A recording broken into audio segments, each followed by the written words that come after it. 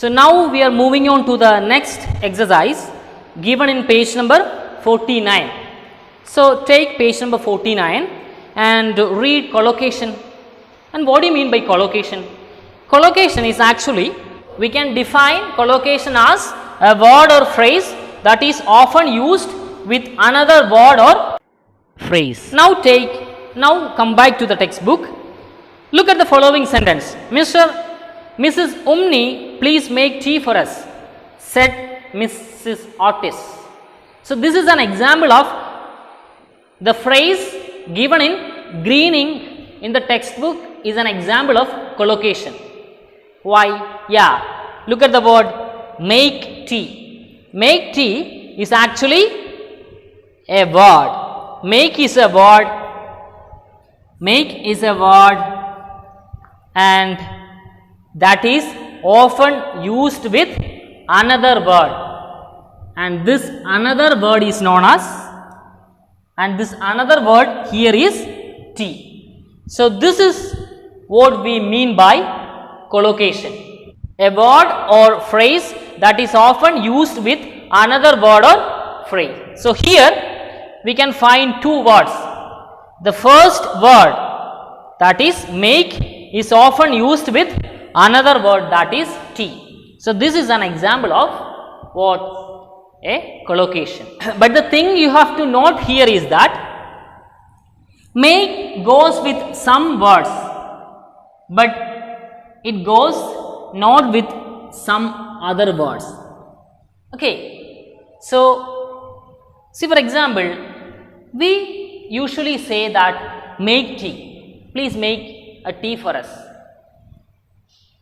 But we will never say that make an examination. We only say to conduct an examination. So in that way, make is only suitable with some words and make is not suitable with some words. So what you have to do now is, 18 phrases are given here.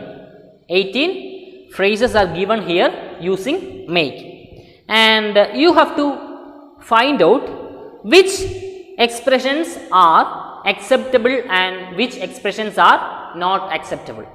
So see, for example, make a mistake, we can use the usage as make a mistake. Make a mistake is right. But look at the other example, make an examination. We never say that make an examination, but we say that conduct an examination.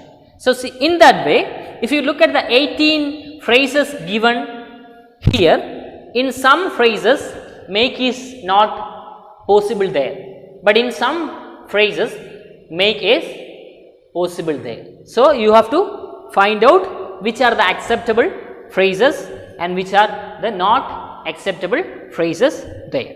Okay. Now we are moving on to the next exercise. Let us use the dictionary. Here is a sentence from the Canterville Ghost. The whole family was now quite interested. Take the specialized word given there, family. Family can be used as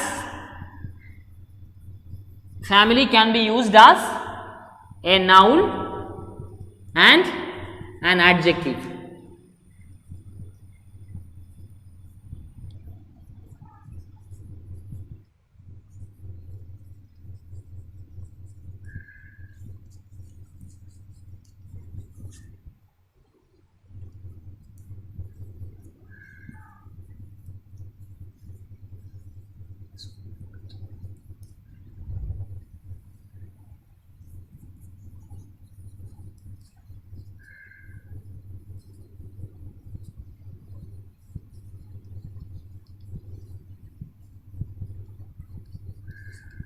So now you please look at these two examples.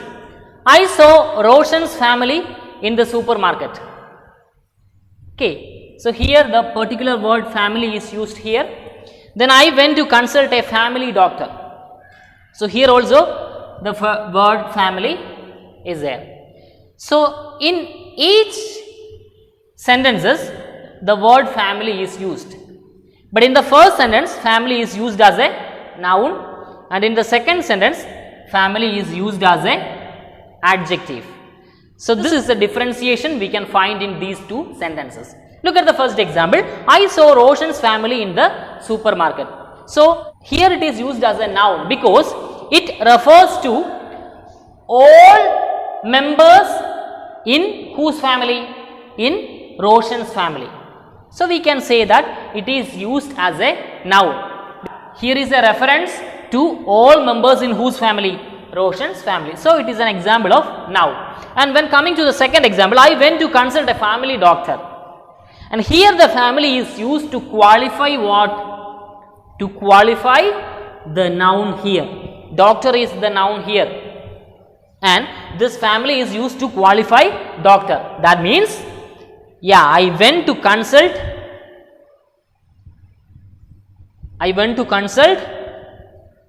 not a, I went to consult my family doctor. So now please look at these examples. I saw Roshan's family in the supermarket.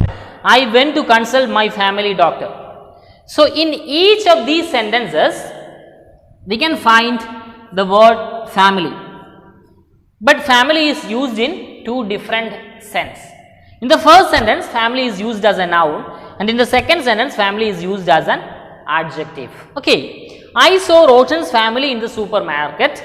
That means, yeah, here is a reference to all members in whose family? All members in Roshan's family. So we can say that it is an example of noun. But in the second example, I went to consult my family doctor. Here family is used in order to, yeah, qualify this noun. Doctor is the noun here. So which doctor? Family doctor. So we can easily find or say that here family is used to qualify what? Doctor. So in that way we can say that it is an example of adjective. Okay.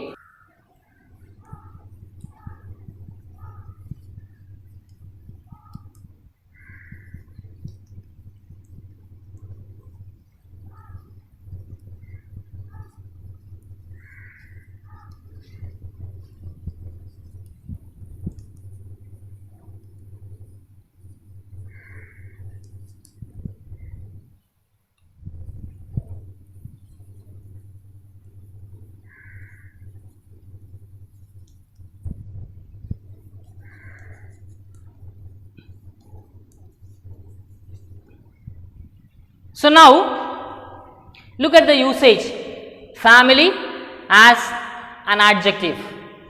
Okay. So when we use the word family as an adjective, it occurs only before nouns. So when we use family as an adjective, it occurs only before nouns. Look at these examples: family doctor, family business, family friends.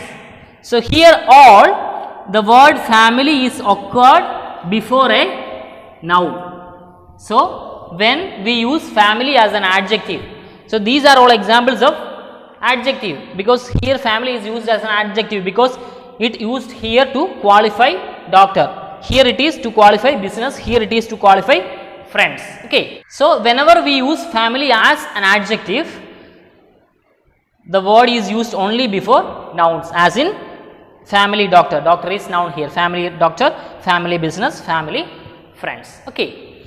And if you look at the textbook, you can find three conditions are given there, or three situations are given there. What are they?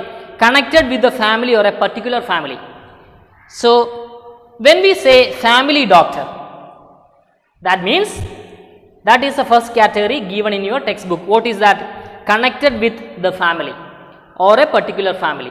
So the family doctor is an example of the first category given there. What is the first category given there? Connected with the family or a particular family. So this doctor is connected with a particular family. Look at the second category, owned by a family.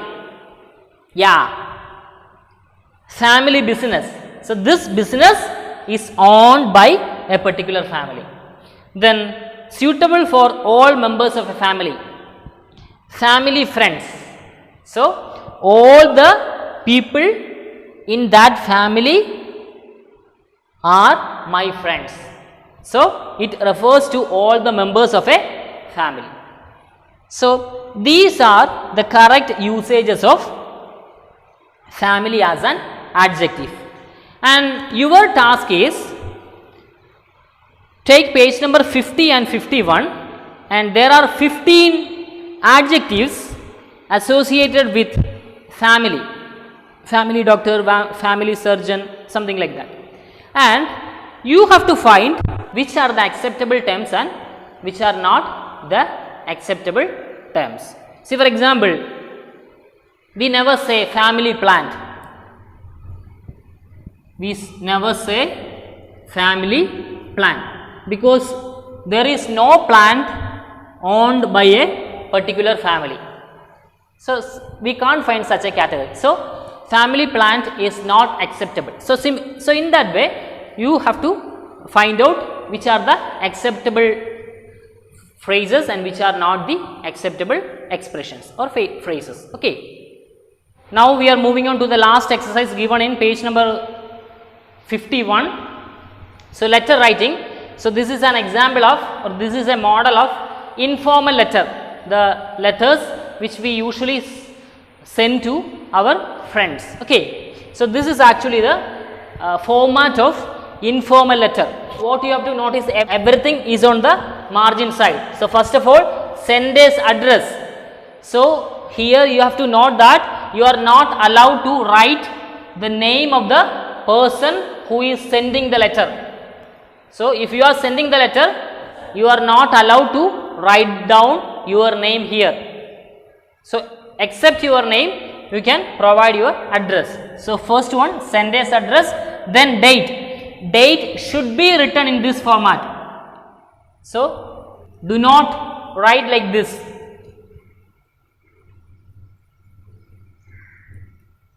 Do not write like this. This is not correct. You have to write, you should write like this, 8th August 2020. And after that, salutation. So, my dear, you can write to whom you are writing the letter. That name can be mentioned here. Okay. My dear plus name or dear plus name. So, the name means to whom you are writing the letter. And after that, there should be body in its precise manner. And after that, there should be subscription. Subscription, what do you mean by subscription? There are two things under subscription. First one, complimentary clause, and the second one, your first name. Okay. What do you mean by complimentary clause? We can use complimentary clauses such as affectionately, yours affectionately, love from, all the best, best wishes, take care, then best regards. So, all those complimentary clauses can be used here, and after that you have to write your first name. See, for example, if your name is Muhammad Aliyar, we can only use the first name Muhammad here. Okay. So, in that way you can write. And coming to the body part, so this is actually the main part of the letter. So, here at least 3 points should be here. First of all, you can start writing by providing some informal exchanges. See, for example, so this is actually a letter to your friend. You can start the letter by exchanging some informal exchanges like how are you, hope you are fine, or something like that. So, and after that you have to mention the reason for writing the letter. What is the reason for writing the letter here? Yeah, you want to share, you are the stranger in the story Cookies, and you want to share your experience, your unusual experience to your friend. So, we can simply say that, yeah, I wished to share the unusual experiences I had in a train journey on the platform, or something like that. So, in that way you can mention the reason for writing the letter, and after that your letter should be concluded with a general conclusion. What do you mean by general conclusion? So, we can say that I hope that you are keeping fine. Whenever I get time, I hope that I can visit your place. So, in that way you can just include such general conclusions at the end of the body. Okay. And after that you have to give complementary clause plus your first name. So, and the thing you have to note is everything should be written on the left side, that is on the margin side. Sender's address, date, salutation, then body, and then what? Subscription. Subscription means complementary clause plus your name. So, this is all about letter writing, and you have to go through the question given there for letter writing, and you have to write down as your own and send it to me. Okay. So, this is all about the exercise part. So, now we are moving on to a very important area, passive voice, which we postponed in the last class to yet another day. What do you mean by passive voice? You may have come across this word or this usage in grammar in your lower classes. So, anyway, you have to be aware of the fact that there is passive voice and active voice. And what is passive voice and what is active voice? So, we should know the difference between passive voice and active voice.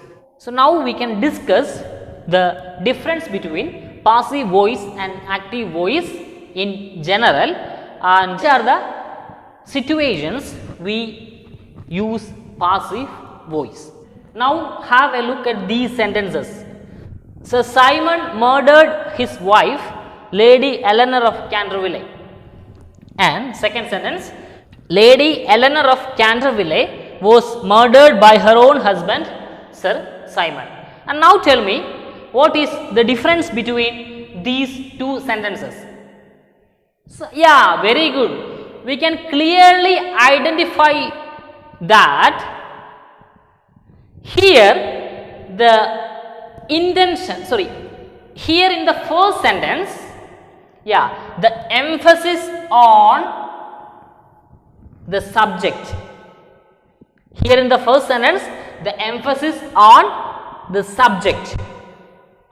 Yeah, what is the action referred here? Murder. Murder is a verb here, and what does matter? Who does that? That does matter here. Who does that? So, the primary attention or the primary importance goes to whom? Goes to the subject. So, in this sentence, the emphasis is on the subject.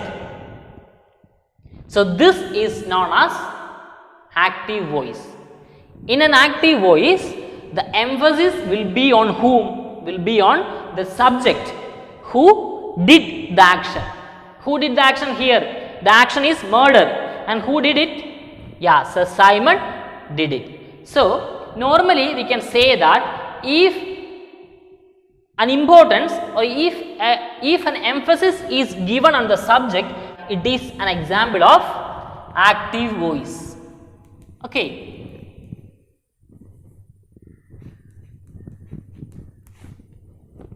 And look at the second example.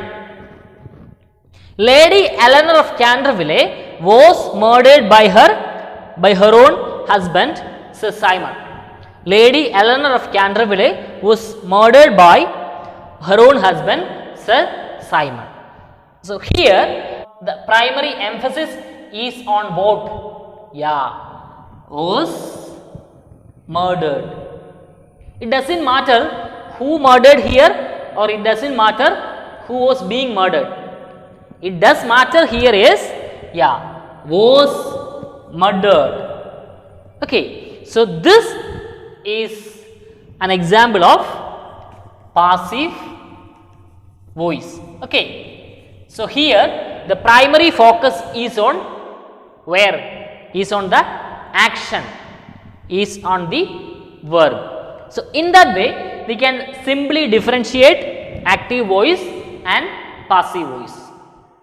Okay. So, Simon murdered his wife, Lady Eleanor of Canterville. So, here the primary emphasis on the subject or the person who does the action. So, in that way we can say that it is an example of an active voice, and here the primary emphasis is on the action here. So, it can be an example of passive voice. It does not matter who killed or who was being killed. Yeah, what does matter here is was murdered or was killed. That does matter here. Okay. Now, look at the first sentence. So, Simon murdered his wife, Lady Eleanor of Canterville. So, here Simon is the subject here, and what is the verb here? Murdered is the verb or action.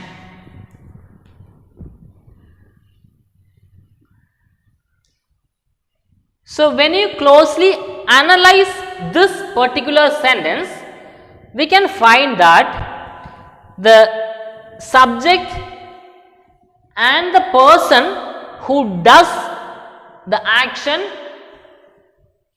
are same. Okay, the subject and the person who does this action are the same. Here it is Sir Simon. So, when in a sentence the subject and the person who does the action are same, we can undoubtedly say that the sentence is in which voice? The sentence is in active voice.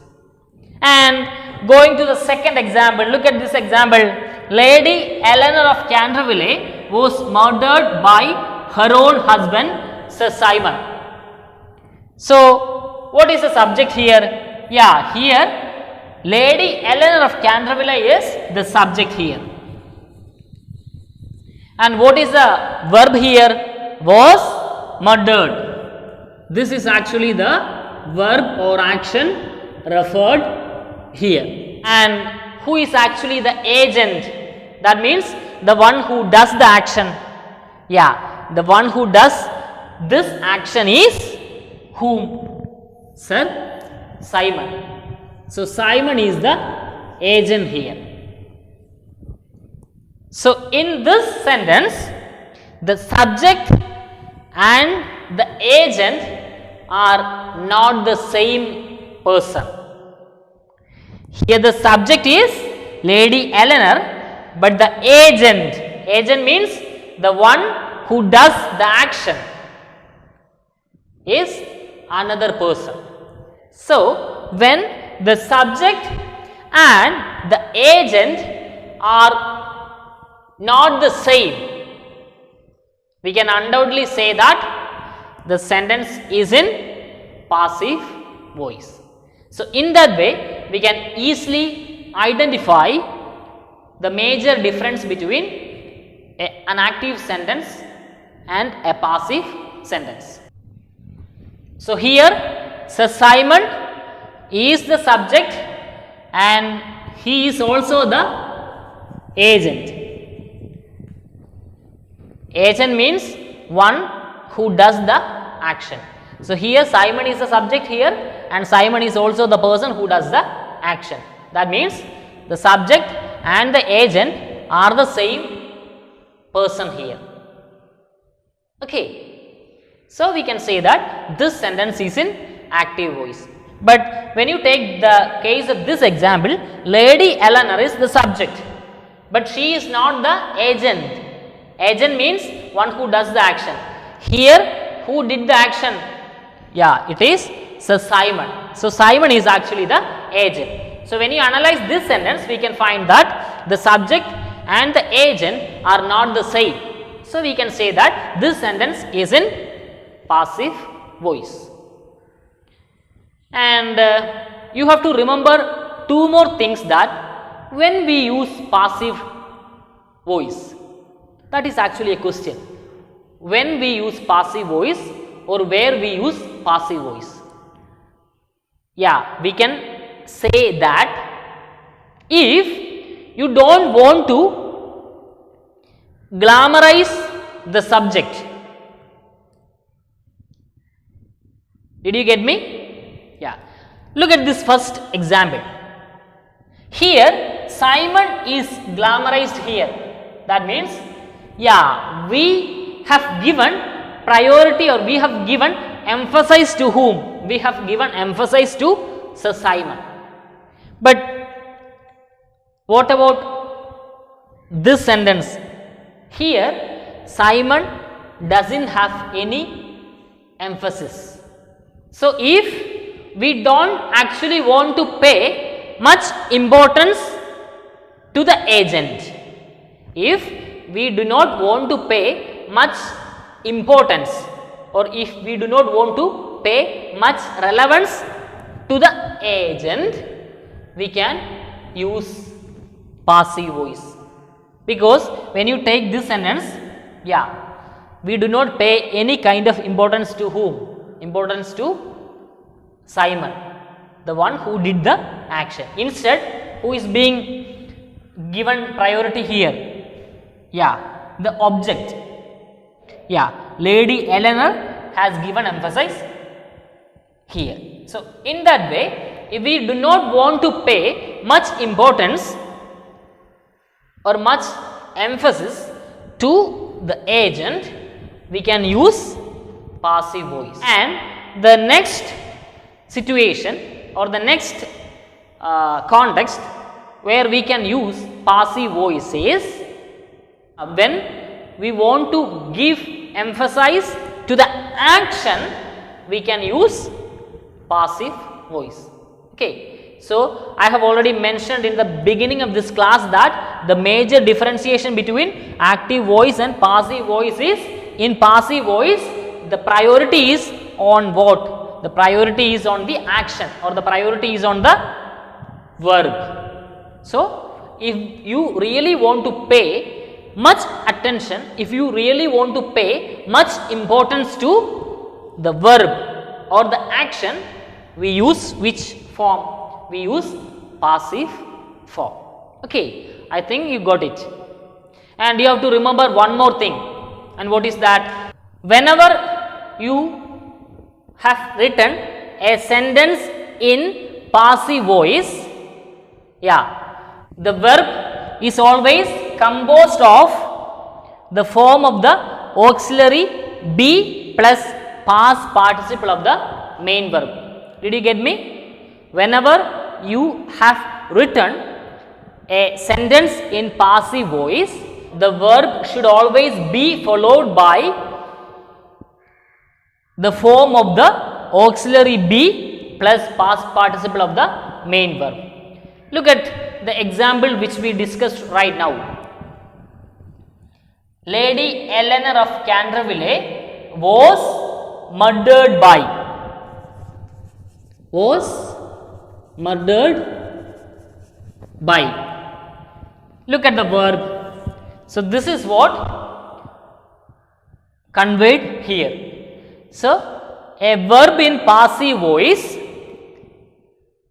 is always composed of the form of the auxiliary be. So here was is actually the form of auxiliary be here, and then past participle of main verb. What is the main verb here? Murder.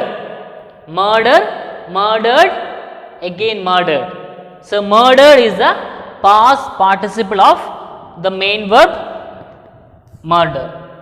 Okay. So in that way you have to follow this rule strictly. So whenever you want to write a sentence in passive voice, the verb should always be composed of the form of the auxiliary be. Sometimes it is was, sometimes it is, or something like that, plus past participle of the main verb. That means the V3 form. That means the V3 form. Okay. So this is all about passive voice. I hope that you understood everything I discussed with regard to passive voice and active voice. Anyway, there are some exercise based on this grammatical portion in page number 47 and page number 48. So, you have to go through the exercises given in page number 47 and 48, the A portion and the B portion, and you have to find out the answers and complete those homeworks, and you are requested to send it to me, okay, through WhatsApp. Anyway, I think this is enough for today, and you have to remember one thing, that so this is a very important area, passive voice. So, you have to be thorough with this grammatical portion. So, regarding this portion, if you have any doubt, you can call me or you can message me. I will be there to clarify all your doubts. So, never leave this area, because this is very, very important, okay. And you have to go through all those exercises I have given today, and try to complete all those answers today itself and send it to me, okay. Anyway, I hope that you understood everything we discussed. Anyway, thank you and have a nice day.